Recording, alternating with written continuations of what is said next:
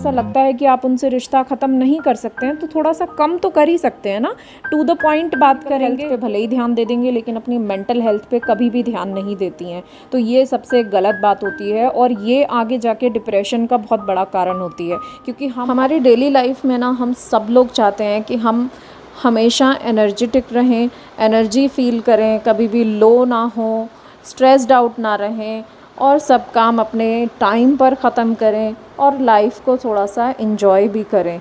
But somehow ये चीज़ें ना पॉसिबल हो नहीं पाती हैं और उसका रीज़न भी हम ही लोगों के पास है, क्योंकि हम लोगों ने कुछ अपनी ऐसी हैबिट्स को डेवलप कर लिया है जो हमें इन सब को करने से रोकती हैं और हम लोगों को पता भी नहीं चलता कि वो कौन सी हैबिट्स हैं, क्योंकि वो हमारी लाइफ में इतनी ज़्यादा इंडल्ज हो चुकी हैं, एक कहते हैं ना कि लाइफ का हिस्सा बन चुकी हैं जो हम नोटिस भी नहीं करते हैं।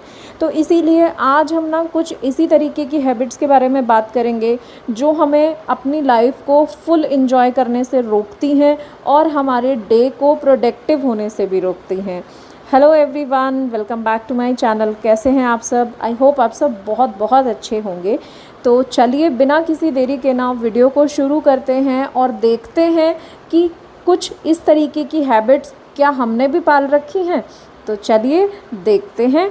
और दूसरा मुझे ये भी आप लोगों से कहना था कि आप लोगों के ना कमेंट्स बिल्कुल भी नहीं आते हैं, जो कि मेरे लिए थोड़ा सा ना मोटिवेशन कम हो जाता है उससे। तो प्लीज़ अगर आप लोग मेरी वीडियोस से कनेक्ट कर रहे हैं, मेरी वीडियोस थोड़ी सी भी पसंद आ रही हैं, तो अपना थोड़ा सा प्यार, थोड़ा सा मोटिवेशन मुझे भी दीजिए, ताकि मैं और अच्छे से काम करने के लिए मुझे मोटिवेशन मिले और खुशी भी मिले।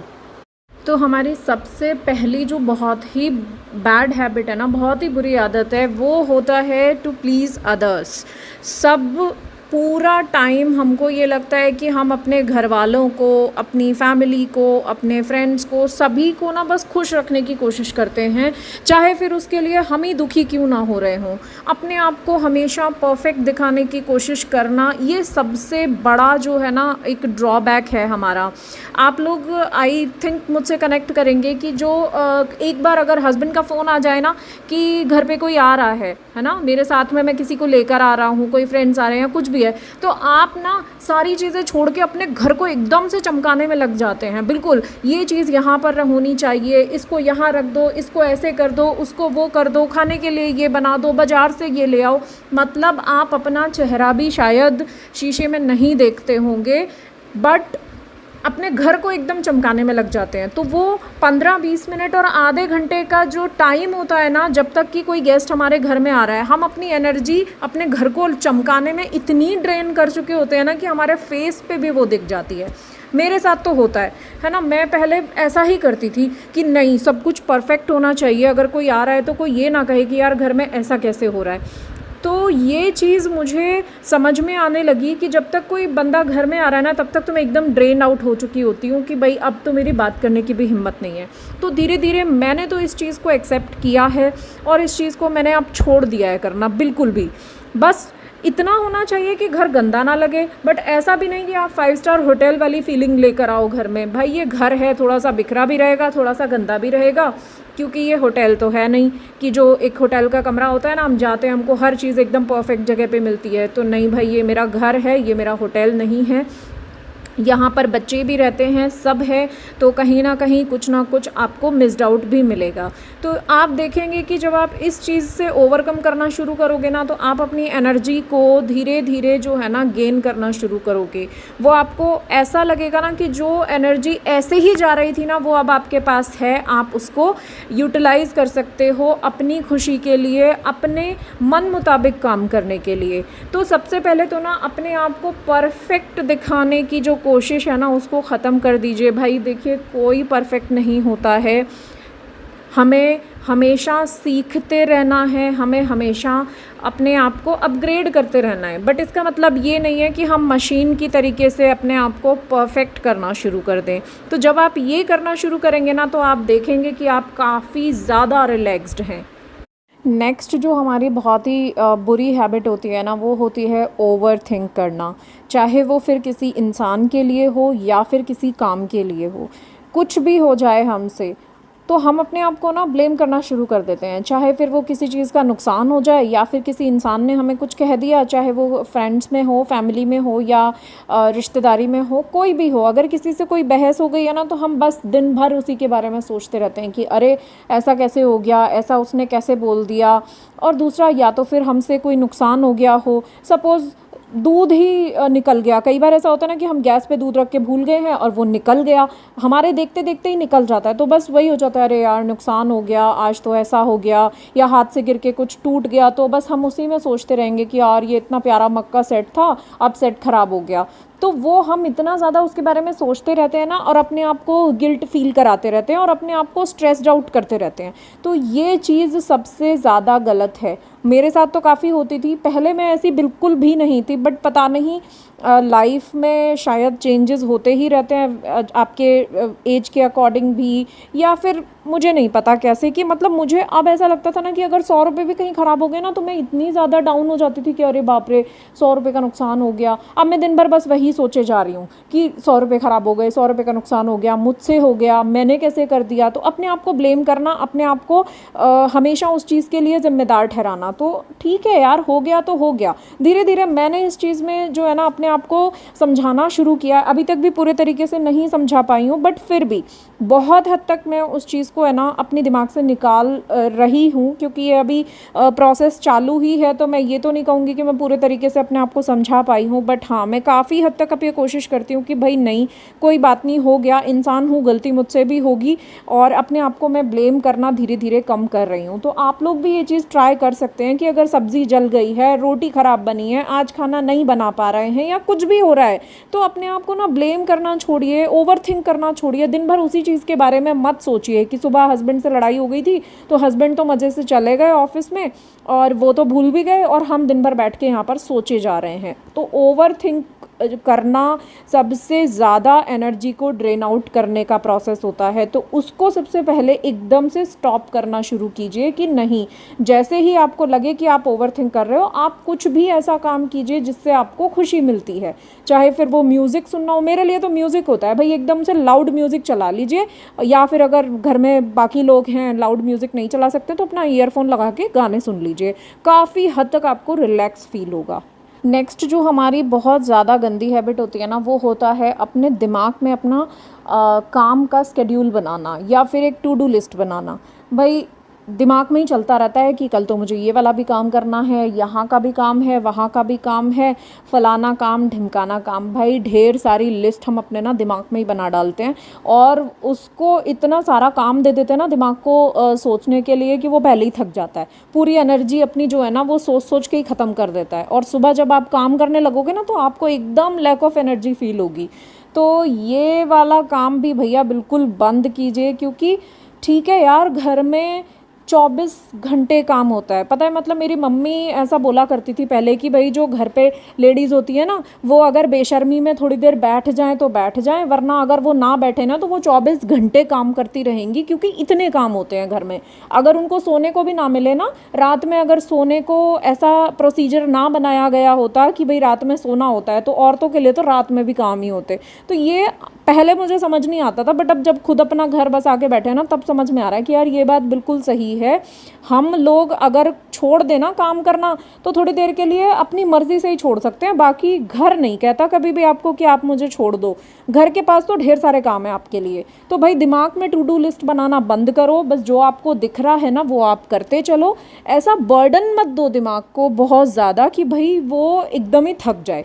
तो सबसे पहले तो अपना दिमाग को ओवर थिंकिंग कराना बंद कीजिए, ताकि आप अपने थोड़ा सा जो एनर्जी है ना उसको प्रोडक्टिव वे में यूज़ कर सकें।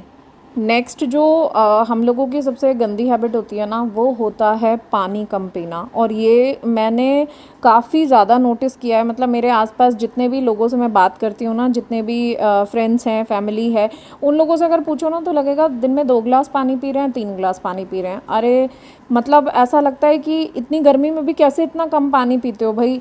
मैं भी पहले बहुत कम पानी पीती थी, बट मैंने इसको ना कैसे इस हैबिट को डेवलप किया, मैंने बॉटल्स से किया इसको। ग्लासेस से नहीं, मैं बॉटल अपने पास रखती थी और मैं ना एकदम अलार्म लगा के कि इतनी देर में मुझे ये पूरी बॉटल ख़त्म करनी है। उसके बाद जाके मुझे जो है ना पानी पीने की हैबिट लगी थी, वरना मैं भी ऐसे ही कि एक घूंट पानी पिया और छोड़ दिया। क्योंकि पानी अगर हम नहीं पिएंगे ना तो एकदम ऐसा होता है कि लैक ऑफ एनर्जी लगती है, लेथार्जिक लगता है, सर भारी लगता है, आंखें भारी लगेंगी, ऐसा लगेगा कि आप सो जाओ। तो भाई ये पानी की कमी ही है, डिहाइड्रेशन होता है बॉडी में, तो उसी की वजह से ना हमको बहुत सारी प्रॉब्लम्स होती हैं।